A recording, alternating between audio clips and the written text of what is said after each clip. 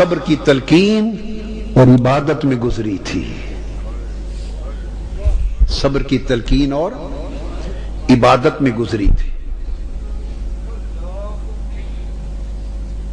تو یہ صبح جب ہوئی ہے اور قربانیاں ہوئی اور شہادتیں ہوئی، مکہ اور مدینہ کے لوگوں کو تو اس دن کے حال کی کوئی خبر نہ تھی۔ یہ بات بڑی عجیب ہے، مکہ اور مدینہ کے لوگوں کو تو گمان تک نہ تھا کہ اس زمین پر یہ کچھ ہو جائے گا، اور نام نہاد کلمہ پڑھنے والے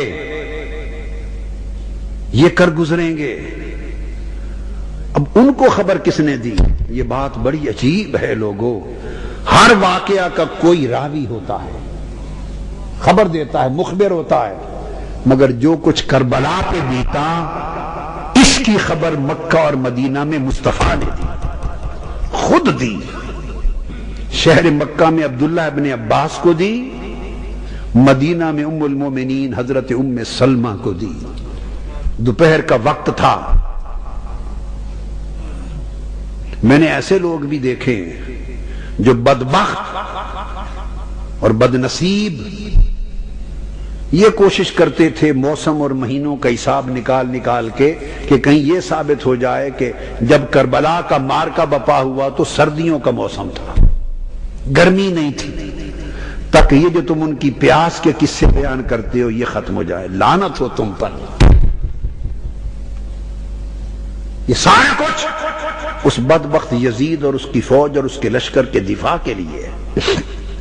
کبھی اس کو جنتی بنانا، کبھی اس کی بخشش و مغفرت کا سوچنا، کبھی اس کو بے گناہ بنانا۔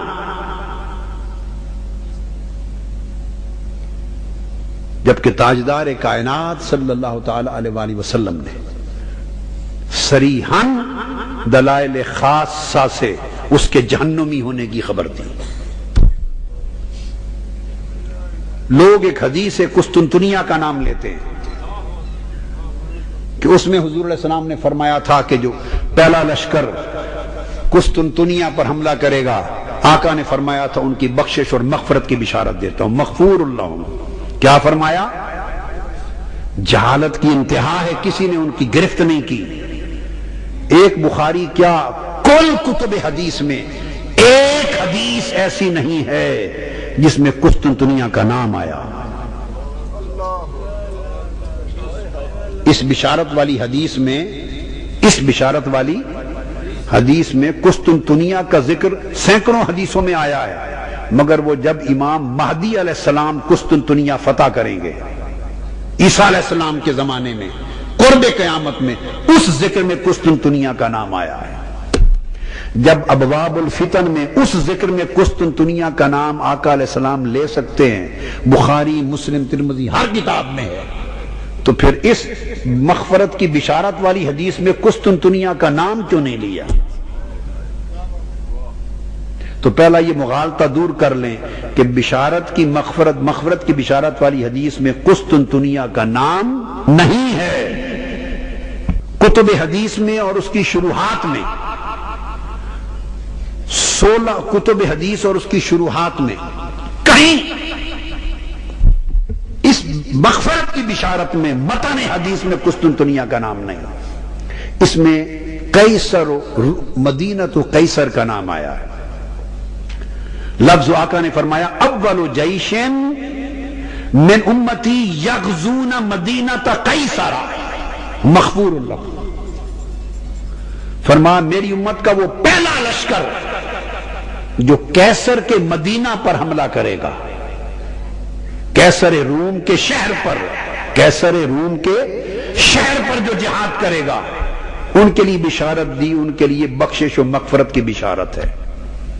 قسطنطنیہ کا نام نہیں ہے، کیسر روم کا کوئی بھی شہر ہو سکتا ہے، کیسر روم کا کوئی بھی شہر ہو سکتا ہے۔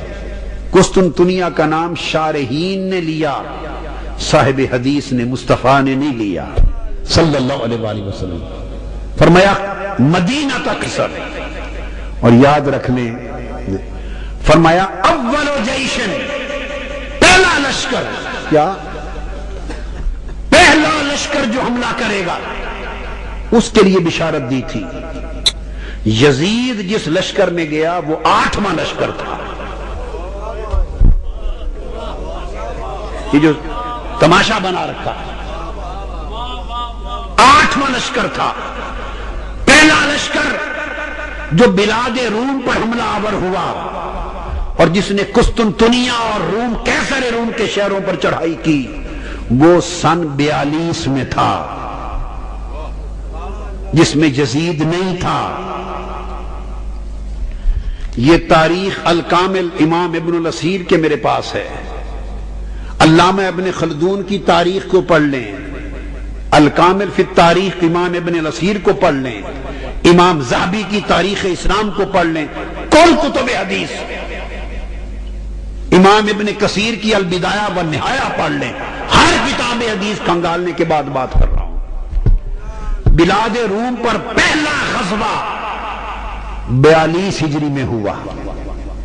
وفی هذه سنہ 42 ہجری غزا المسلمون وغزا الروم. دوسرا لشکر کشی بلاد روم پر 43 ہجری میں ہوئی اور اس سال بسر بن ابی ارتا وہ روم پر لشکر لے کر غزوہ کیا اور حملہ آور ہوئے. وشتا بأردہم حتی بلغ القسطنطینیہ اور قسطنطینیہ تک جا پہنچے. قسطنطنیہ کا نام بھی نہیں تھا، لیکن اگر کسی کو قسطنطنیہ ہی کے ساتھ ضد ہو تو قسطنطنیہ پر بھی مسلمانوں کا لشکر سن 43 میں پہنچ گیا تھا. یزید کا تعلق جس لشکر سے ہے وہ 49 کا تھا. تو قسطنطنیہ تک مسلمانوں کے لشکر حملہ کر چکے تھے. حضور نے فرمایا تھا اول جیشن، کیا پہلا لشکر میری امت کا جو غزوہ کرے گا کیسر کے شہروں پر اس کی مغفرت ہے. تو پہلے لشکر کے حقدار تو 39 والے بنتے ہیں یا اس کے بعد 43 والے بنتے ہیں. تیسرا لشکر 49 میں گیا اور اس کے کمانڈر عبد الرحمن بن خالد بن ولید تھے. حضرت خالد بن ولید کے صاحبزادے عبد الرحمن. اور اس سے پہلا جو لشکر گیا اس کے کمانڈر حضرت بسر بن ابی ارتا تھے، روم پر جو گیا مدینہ قیصر میں.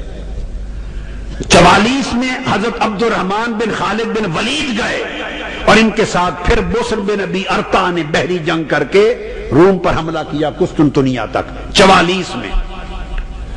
تیسرا لشکر پھر 46 میں گیا عرض روم پر اور 46 کے لشکر میں پھر مالک بن عبداللہ کمانڈر تھے اور اس کے ایک دستے کے عبد الرحمن بن خالد بن ولید کمانڈر تھے اور اس کے ایک اور دستے کے حضرت مالک بن حبیرہ سکونی کمانڈر تھے.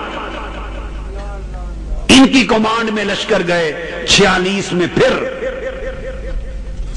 اس کے بعد اگلے لشکر 43 میں گئے عرض روم پر اور اس کے کمانڈر مالک بن حبیرہ تھے اور حضرت عبد الرحمن القینی انطاکیہ والے وہ تھے. ان کی کمانڈ میں لشکر پھر گئے روم اور قسطنطنیہ کے علاقوں میں. پھر چھٹا لشکر 50 میں گیا. اس کے کمانڈر پھر مالک بن حبیرہ تھے روم پر اور غزوہ ہوا فضالہ بن عبید کا، وہ بھی کمانڈر تھے اور ان کے ہاتھوں روم کے شہر فتح ہوئے. کیسر روم کے شہر فتح ہوئے. مال غنیمت ہاتھ میں آیا. اور پھر ایک تیسرا غزوہ اور ہوا اسی سن میں اور اس کا کمانڈر یزید بن شجرہ الرہاوی تھا. یہ اور صحابی تھے، تم نے خلط ملط کر رکھا ہے. یزید بن شجرہ الرہاوی باہر شام میں سے تھے اور پھر جا کر 7واں غزوہ ہوا 50 میں، کیا جس میں یزید کا جانا آتا ہے. تو آقا نے شرط لگائی تھی، یہ بخاری کی حدیث کے لفظ ہیں اول جیشن، کہ بلاد روم مدینہ قیصر پر غزوہ فتح کی شرط نہیں ہے. حدیث میں فتح کا لفظ نہیں ہے. یغزو، جو جنگ کرے گا، جو غزوہ کرے گا، فتح بھلے کب جا کرو، جو جنگ کرے گا وہ پہلا لشکر اس کے